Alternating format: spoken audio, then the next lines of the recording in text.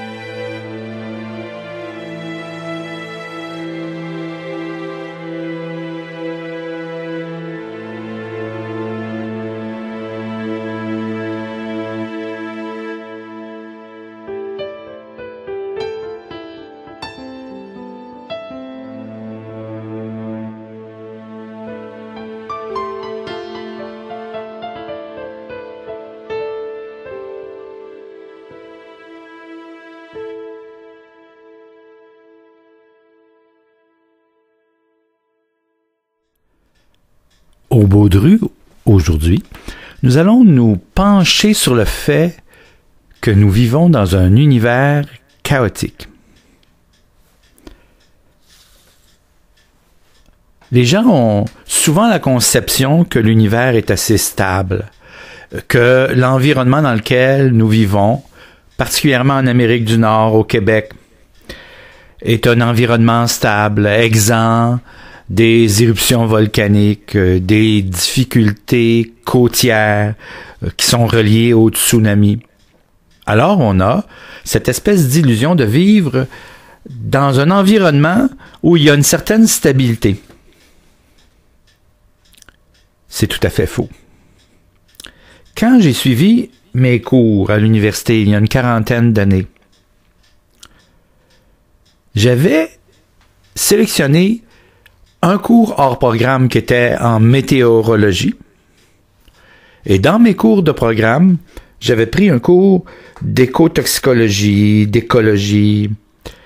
Et en plus de cela, même si je n'ai pas pris de cours au niveau du module des sciences de la Terre et de la géographie, j'ai connu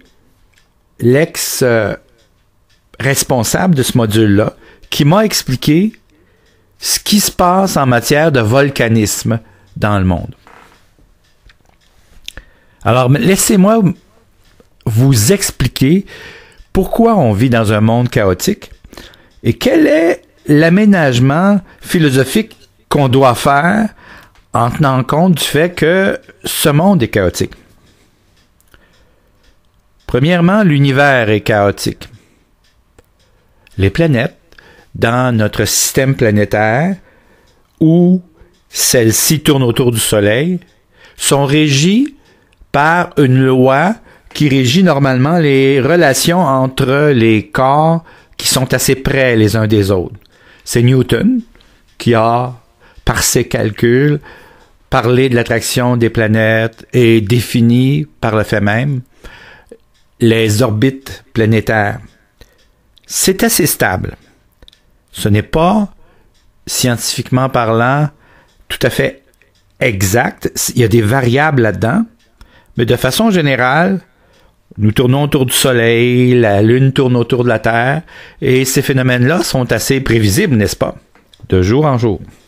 En dehors de corps célestes, de planètes, de petites comètes, qui seraient captées dans un système, le reste de l'univers est chaotique. C'est-à-dire que le déplacement des galaxies, tout cela est assez chaotique. Les gens en thermodynamique vous diraient que l'univers se refroidit, c'est-à-dire que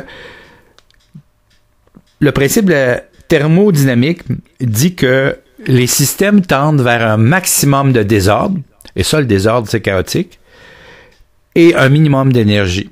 Donc, l'univers se refroidit, on voit un éloignement des galaxies les unes aux autres, et nous dérivons dans l'espace de façon chaotique. Ça veut dire quoi, ça? Dans le quotidien des gens?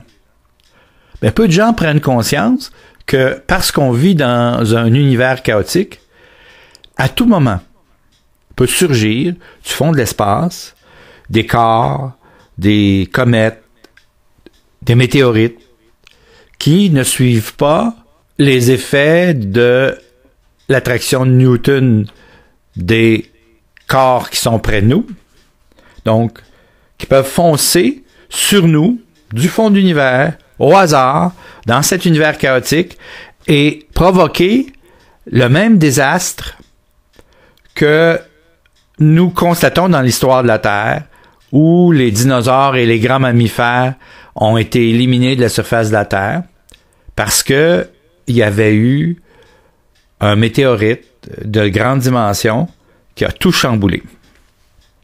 Il pourrait même arriver du fond de l'espace, de façon tout à fait chaotique, qu'un corps céleste suffisamment grand vienne mettre fin à l'existence de la Terre telle que nous la connaissons, c'est-à-dire en la faisant éclater dans l'espace.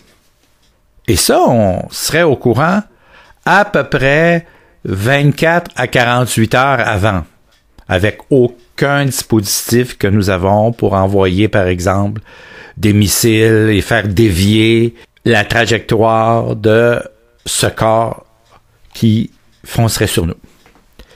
Donc, prenez conscience du fait qu'il n'y a rien qui nous garantit sur Terre que dans 2 mois, 2 semaines, 3 jours, on va être encore là. On est dans un univers chaotique. La météorologie se base sur la géométrie fractale parce que la météorologie est aussi un phénomène chaotique. C'est-à-dire que si on veut être honnête avec vous sur le plan strictement scientifique, on doit vous expliquer qu'en dehors de 10 km de distance, on ne peut pas vous prédire à 1 heure d'avis quelle va être exactement la météo. Parce que ça suit le même principe que ce qui se passe dans l'espace. C'est que ces successions de zones de basse et de haute pression, le courant jet qui peut se déplacer, l'influence de l'humidité et de la chaleur qui viennent des océans, le déplacement des courants chauds et froids dans ces océans, tout cela est chaotique. On ne peut pas prédire le comportement météorologique de la planète. Il y a une belle science qui nous permet d'analyser un peu tout ça, qui est la géométrie fractale, et ça nous donne ces beaux dessins, ces espèces de gros flocons de neige sur lesquels on focalise et on descend vers les rives de ce flocon, et là, il y a 2 sous-rives qui s'ouvrent, et à l'infini, on n'arrive jamais à un relief définitif. Il y a toujours des sous-reliefs, des sous-reliefs, des sous-reliefs. C'est très beau de voir les images qu'on obtient en géométrie fractale. Un météorologue qui m'avait donné le cours de météorologie me disait, vous savez, M. Castonguay, dans la haute atmosphère et au niveau des nuages, il fait froid à l'année. Donc, il pourrait théoriquement neiger au-dessus du Québec 365 jours par année. Mais selon les saisons, la variante de température fait que ce qui tombe glacé des nuages fond et ça devient de la grêle, de la neige ou de la pluie. Donc, il faut prendre conscience que tout ce qu'on peut faire en météorologie, c'est d'acheter des radars de plus en plus précis pour pouvoir observer le déplacement des systèmes météorologiques. Et c'est d'autant plus difficile que, avec le réchauffement de la planète, les statistiques qu'on avait avant ne sont plus aussi valables pour prédire qu'est-ce que sera une saison d'une année à l'autre. On vit dans un univers chaotique. dans lequel la température, la pression, l'humidité, le type de précipitation, ce n'est pas prédictible d'un jour à l'autre. J'en ai parlé pour l'astronomie. Je vous ai dit que on vit dans un univers chaotique. Mais je ne vous en ai pas parlé pour la géologie. Alors qu'en géologie, même si les phénomènes sont beaucoup plus lents, on les observe sur des périodes de millions d'années, ces phénomènes sont aussi chaotiques. C'est-à-dire que le déplacement des plaques tectoniques sur lesquelles nous sommes, donc la dérive des continents, c'est une dérive chaotique. Le volcanisme est un phénomène chaotique. On sait que il y a de la lave au centre de la Terre et que cette lave se ferait des chemins, ce qu'on appelle des volcans. On sait par exemple que le parc de Yellowstone aux États-Unis, matrice de réseaux de lave sous le sol, cela correspond à la présence de plusieurs volcans. On sait qu'un jour, dans le parc de Yellowstone, il y aura une éruption volcanique qui pourrait être l'éruption qui met fin à la vie sur Terre. Parce qu'il y aurait à ce moment-là suffisamment de fumée qui s'accumulerait autour de la planète pour empêcher le Soleil de venir éclairer.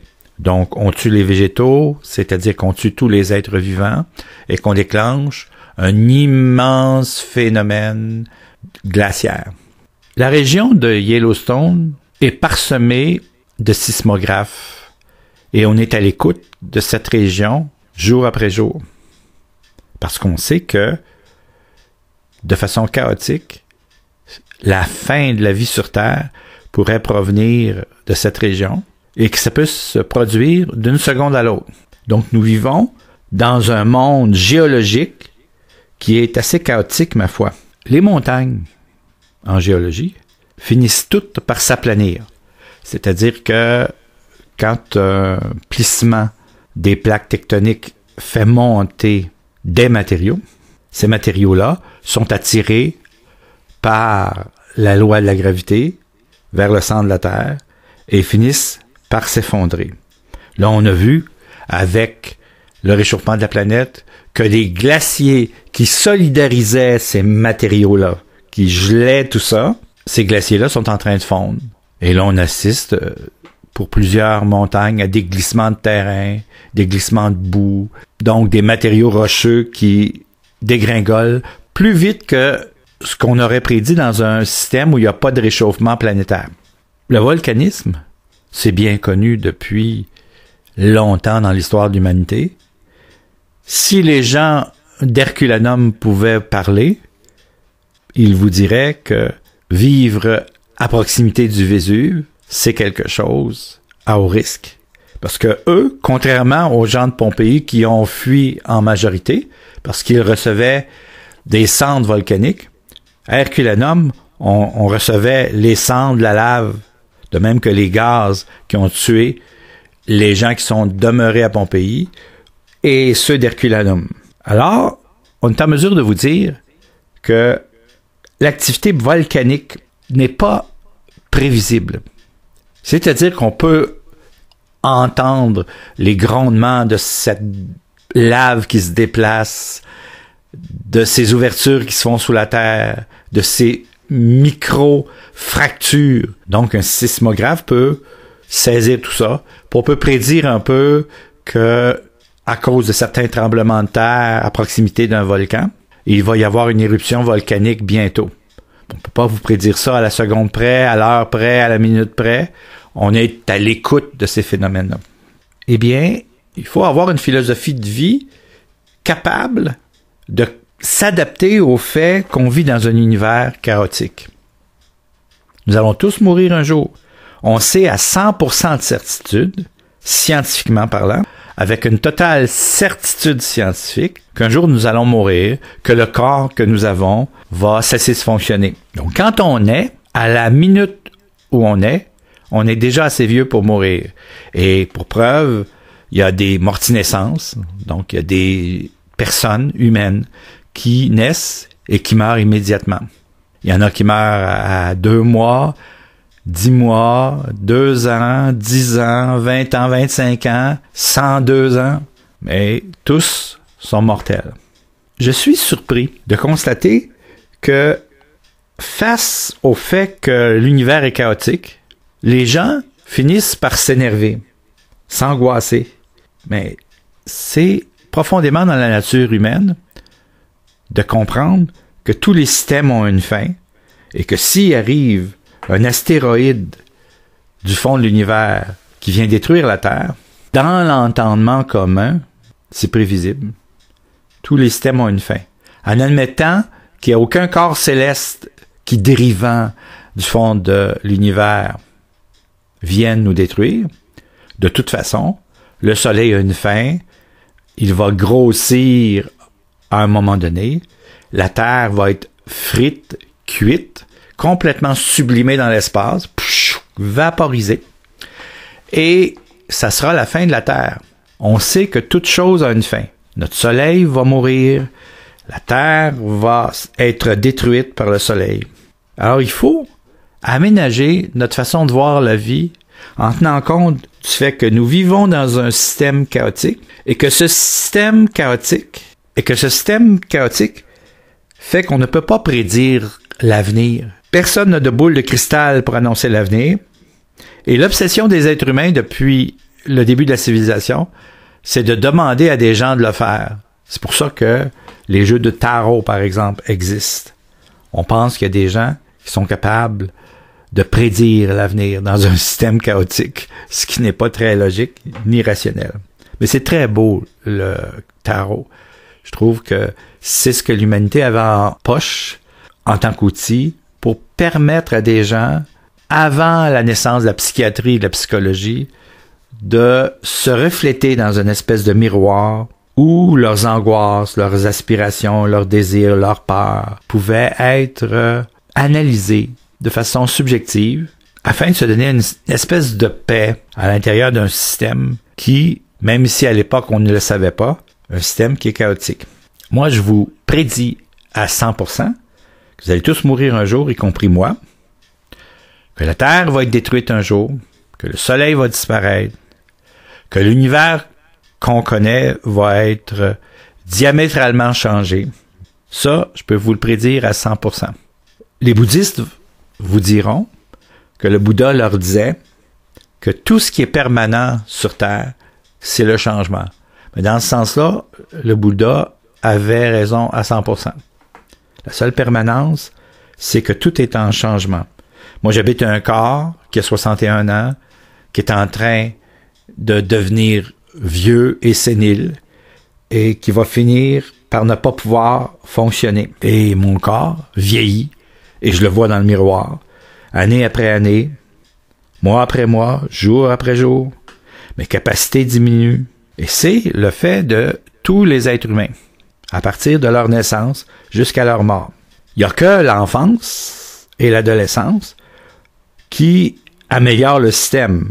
Après, le système est en pente douce. Moi, ce que je vous suggère, c'est d'être capable d'être conscient de la fragilité de l'humain sur Terre, les autres espèces, la Terre elle-même, le système solaire, notre galaxie.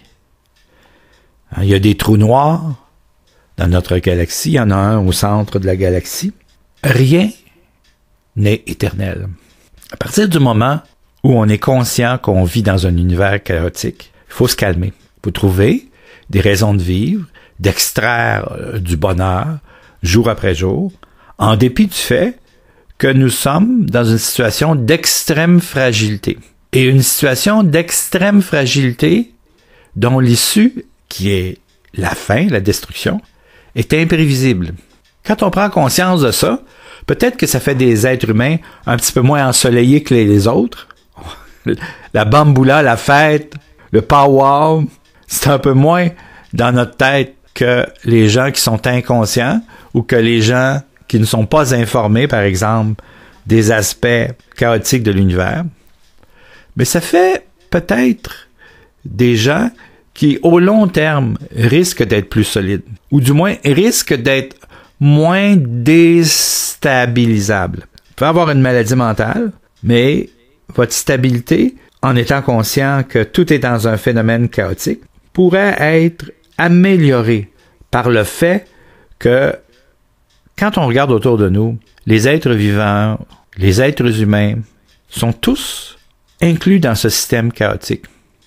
Ils sont tous aussi fragiles que vous. Et sont tous en absence d'un système de contrôle sur ce que l'univers fait. On n'a aucun contrôle là-dessus.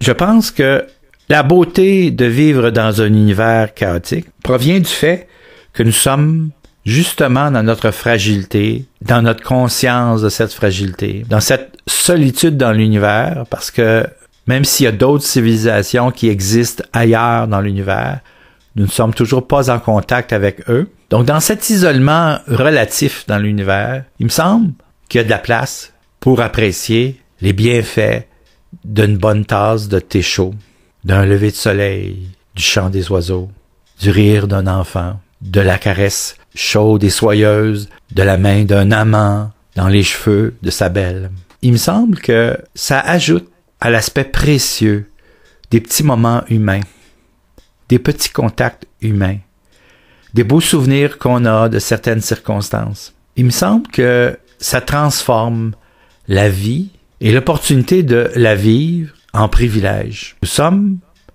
des observateurs privilégiés de cet univers qui va dans tous les sens et qui est complètement imprédictible. Et c'est beau, ça. C'est pas une raison pour en crever. On se mettra pas à sortir et faire des manifestations sur toute la planète en disant « c'est injuste, nous allons mourir. » Nous allons tous mourir. Tous les systèmes qu'on connaît vont mourir.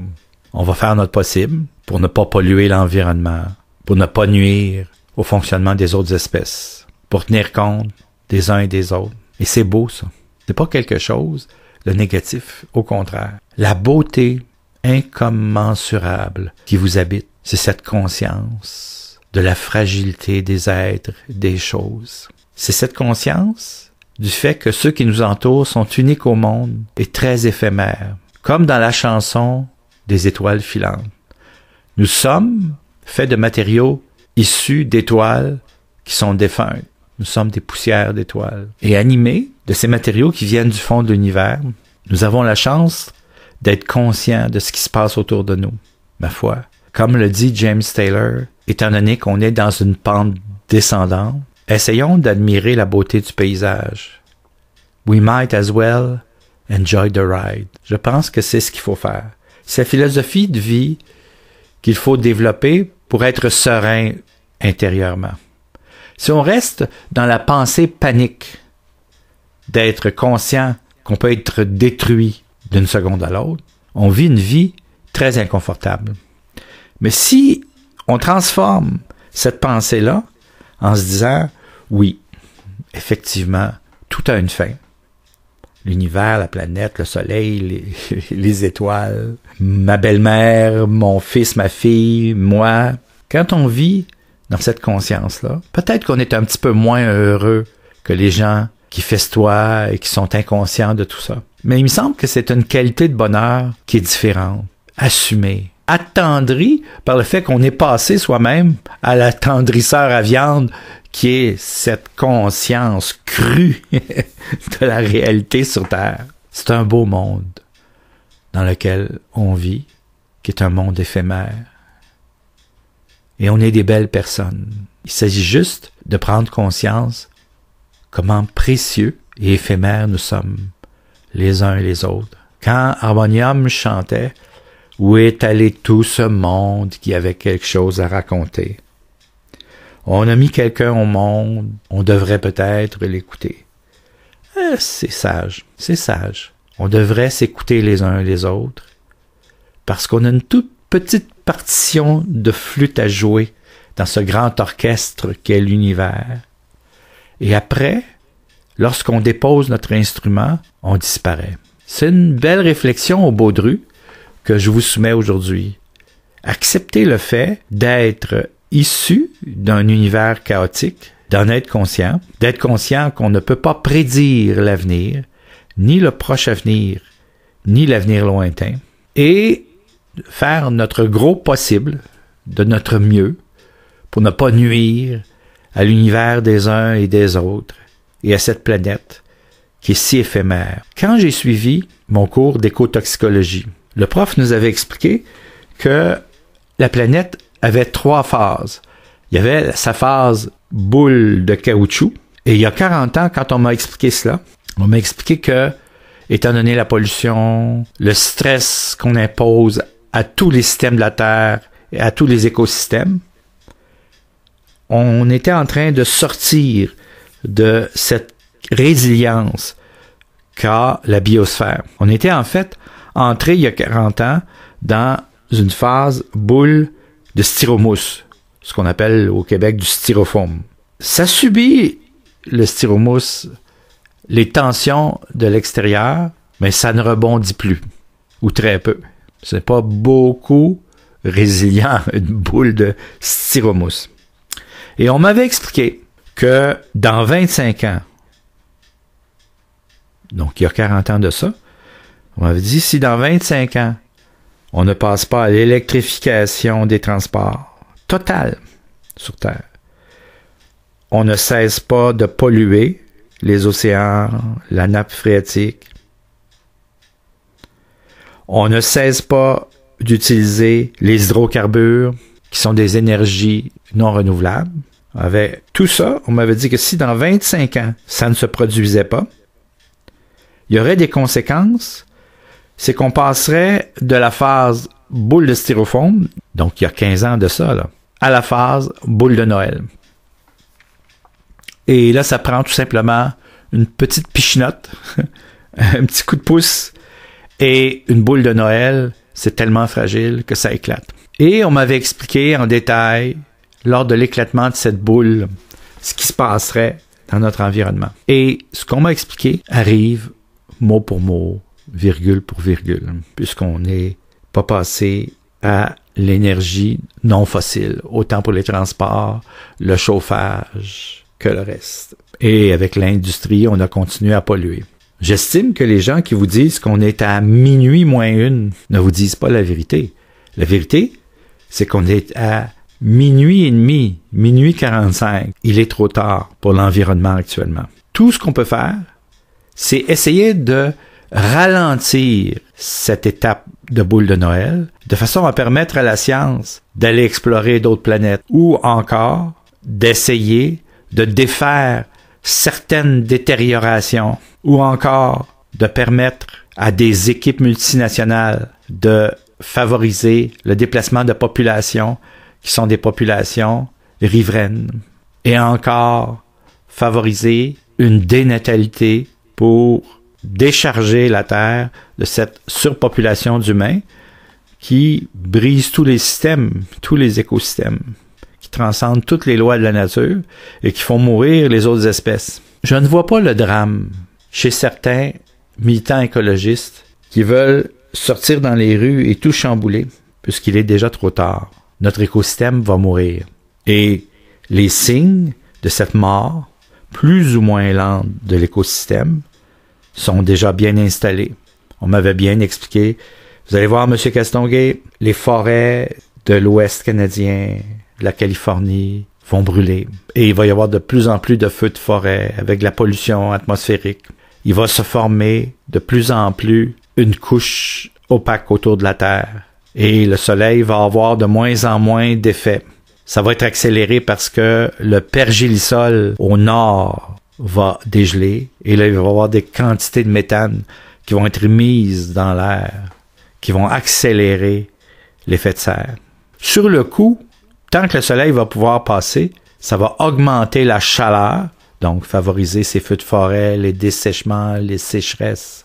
Et par la suite, ça va être une nouvelle ère glaciaire. Entre-temps, les glaces du pôle Nord vont être complètement fondues, ce qui n'est pas un drame puisque ça va augmenter d'à peu près 8 cm la hauteur de l'eau, puisque c'est de la glace qui était déjà dans l'eau. Le pôle Nord n'est pas un continent, c'est une mer. Mais au pôle Sud, où là, il y a 200 pieds de neige sur un continent de terre, là, il va y avoir des inondations importantes. Ironiquement, mon prof nous disait, je vous rappelle qu'à Montréal, on était au fond de la mer Champlain. On avait une centaine de mètres d'eau par-dessus la tête et que le Mont-Royal était une petite île. Je crois que ce que mes maîtres m'ont enseigné était vrai, scientifiquement vrai. On n'a pas su faire ce qu'il fallait faire. C'est sûr que moi, j'ai pas eu d'automobile. J'ai essayé d'élever mes enfants dans le respect de l'environnement. J'ai fait du recyclage. J'ai milité pour conscientiser les gens au niveau des pluies acides. En tant qu'enseignant, 12 ans de temps dans un programme que j'avais co-créé en salubrité publique, pendant 12 ans de temps, j'ai enseigné l'effet de l'eutrophisation des lacs et des cours d'eau par les phosphates. Et on a obtenu gain de cause en faisant des pressions sur les gouvernements et on a enlevé les phosphates des produits de nettoyage. Avant, il y avait des chalets, mettons 3-4 chalets autour d'un petit lac. On réussissait à tuer le lac. C'est-à-dire qu'il passait d'un état d'équilibre avec son environnement, qui est oligotrophe, à eutrophe, c'est-à-dire en fin de vie. On a accéléré des processus qui prenaient des milliers d'années en 25-30 ans de fréquentation d'un lac. On transformait quasiment des lacs en tourbières parce que le phosphate étant utilisé par les végétaux, les plantes croissaient au détriment de l'espace laissé pour les poissons et finalement, on tuait les lacs. On enlevait tout l'oxygène qu'il y avait dans l'eau et les plantes se mettaient à croître et les lacs se sont évaporés. J'ai, pendant 12 ans de temps dans ma vie, enseigné l'effet de la résistance microbienne aux antibiotiques. Le fait que on relargue des quantités folles d'antibiotiques dans l'eau à travers les traitements que l'on réserve aux humains et aux bestiaux, parce que, évidemment, quand on fournit des antibiotiques à des poulets ou à des bovins pour que ça réduise la mortinescence et les maladies de ces jeunes animaux, eh bien, c'est sûr qu'on encourage la résistance microbienne. J'ai vu dans ma vie tout un système de normes qu'on avait mis sur pied. J'étais un des commissaires aux normes du Québec. J'avais une belle norme, par exemple, à laquelle j'ai collaboré, qui était la norme BNQ 8900-900 sur le blanchissage de type institutionnel, qui nous permettait de diminuer la densité des microbes sur la literie-lingerie utilisée dans les hôpitaux pour éviter la contamination des gens à des bactéries intestinales, par exemple. Tout ça, ça a été, de mon vivant, j'ai vu ça être éliminé. Ces normes-là ont été éliminées par un premier ministre à l'époque qui disait « Faut faire travailler ça, ces gens-là. Mettez ça au travail, là. Ça produit pas assez. Les normes, ça nuit à l'industrie, ça. » Et évidemment, les bioandiers qui donnaient des services aux hôpitaux étaient bien contents de voir ces normes-là qui leur obligeaient de relaver les matériaux contaminés qu'ils fournissaient aux hôpitaux. Donc, ces gens-là étaient contents de voir qu'ils pouvaient fournir du matériel contaminé. On n'avait plus de moyens pour l'évaluer. Puis, à cette époque-là, le premier ministre avait dit « On s'en va vers l'excellence. Mettez ça ISO, là, ISO 9000. » Ouais, mais ISO 9000, il faut être capable de détecter si le produit qu'on fournit aux gens n'est pas conforme. Et non, on a enlevé la norme pour pouvoir vérifier si dans les hôpitaux, les textiles étaient conformes. Il y a eu énormément d'infections hospitalières. Mes combats, qui étaient celui de la salubrité, la diminution des antibiotiques, du respect de l'environnement, de l'élimination des énergies fossiles pour passer aux énergies électriques. Tous ces combats-là, je les ai perdus. Moi, tout le travail d'une vie en termes d'objectifs, je l'ai vu être éliminé. Mais ça fait partie de ça, la précarité. Vivre dans un système chaotique et accepter de vivre dans un système chaotique. Face aux gens qui paniquent face à l'environnement, alors que on ne leur explique pas que c'est déjà trop tard, là. Là, on doit travailler pour diminuer, ralentir les effets de cette autodestruction. On leur dit pas ça. Alors, ces gens-là sont sans panique, ils veulent sortir dehors, tu comprends bien, puis prendre nos gouvernements par le cou. Puis, non, Il faut servir des forces armées pour créer d'immenses systèmes de secourisme international, avec la possibilité de monter des hôpitaux, comme les hôpitaux militaires, dans des environnements reculés dans les terres, à proximité des environnements côtiers. Il faut se doter de mécanismes de transport pour des populations, le déplacement de populations entières. Il faut repenser l'économie qui est fondée sur l'exploitation des énergies fossiles, qui sont des énergies dont la quantité est très limitée. Il faut se remettre dans la beauté de la conscience qu'on vit dans un univers chaotique, à s'aimer les uns les autres, du moins à se tolérer les uns les autres, à accepter nos différences et essayer de travailler ensemble dans une espèce de forme de secourisme, de sollicitude les uns pour les autres. On l'a perdu le combat là, par rapport à l'environnement. On avait 25 ans pour le faire, on est 40 ans plus tard. Ça fait 15 ans qu'on est dans la phase boule de Noël et que cette boule de Noël-là s'est effritée doucement, a éclaté lentement. Et maintenant, on est dans une phase de non-retour. Autant dans notre vie, quand on est sur Terre, on est dans une phase de non-retour. Là, on vient de le faire pour l'environnement de la planète. Je ne suis pas défaitiste et je ne suis pas attristé par ça. Je suis conscient. Il faut se mettre à espérer qu'on va explorer d'autres planètes. Les Chinois ont raison d'explorer la Lune, puis d'avoir amené une plante là pour voir si ça peut vivre. J'ai conscience que la science peut développer des formes de transport transplanétaire beaucoup plus rapides et qu'on peut explorer d'autres planètes. Mais là, on en a une à nous autres et on l'a passablement amochée. Essayons de décélérer la mort des écosystèmes en étant réactif. On peut pas être proactif, là. On peut pas prévenir. Il est trop tard. On a gâché la sauce.